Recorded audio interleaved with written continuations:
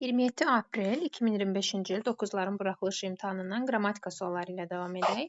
13-cü sualda compound nouns deyir bizdən, yəni mürəkkəb isim seçməliyik. Mürəkkəb isimsə elə A bəndində poet sözü var, sadə isimdir, çıxırıq. C bəndində chess sadə isimdir.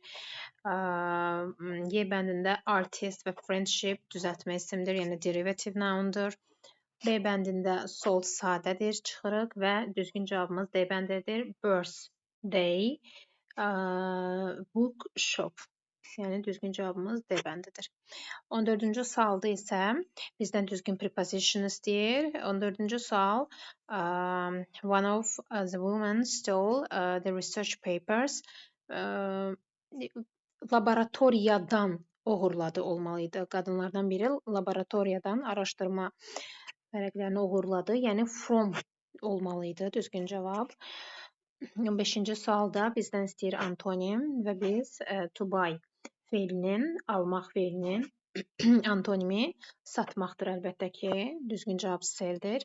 16-cı sualda definition'dır. To agree to take something that is offered or given. Burada düzgün cavab accept'dir. Accept, yəni razılaşırsan ki, deyir. Burada definition mənası belədir ki, to agree to take something. Yəni sizə offer, təklif edilən və ya verilən bir şeyi agree, qəbul edirsiniz. Yəni accept, qəbul etmək sözüdür. Düzgün cavab burada B bəndidir. 17-ci sualda isə who is Rosie talking to on the phone? I am sure it's Miranda. Artıq burada oxuduğumuz cavabdan I am sure it's Miranda. Mən əminəm ki, deyir o Mirandadır. Burada oxuduğumuz cavabdan sualı da nə olduğunu tapa bilərik. Sual sözümüz who olmalıdır. Yəni kiminlə danışır? Rosie telefonda kiminlə danışır? Who to işlənir. Düzgün cavab D'dir. 18-ci sualda isə passive voice, yəni məchul növdür. I ate sandwich for breakfast. Artıq burada ate feilinin keçmiş zamanda olduğunu görürüksə, bizdə C bəndi is çıxır burada. D bəndi ümumiyyətlə cümlə səhvdir, quruluşu. Y bəndində isə M olduğuna görə çıxırıq. A və B variantları qalır. B variantında səhvi odur ki, A ilə başlayıbdır. Yəni mübtəda ilə qayıda bilməz. Buradakı mübtəda. Cümlədə bizə verilmiş cümlədəki sandwich sözü, yəni tamamlıq bizim mübtədamız olaraq cümləyə qayıtmalıdır. Düzgün cavabımız A-dır. 18-ci sualda isə yenə də definition'dır. Is a large amount of water covering an area that is usually dry.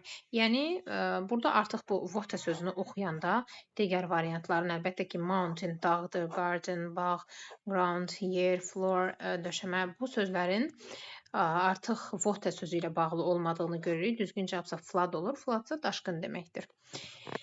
20-ci sualda isə bizə modal istəyir. Düzgün modal istəyir. Burada able-ın to'su yoxdur. Able-dan sonra to gəlməli idi. A bəndi səhvdir. D bəndində isə might-dan sonra to verilmir. Y bəndində could-dan sonra to gəlməz. C bəndində able-dan sonra to yoxdur. Düzgün cavabımız B bəndi olur.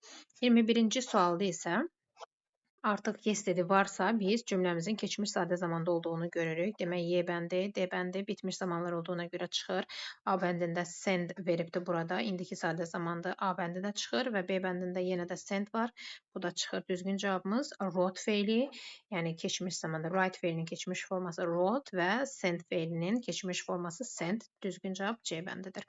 22-ci sualda isə I have been to the restaurant once it opened.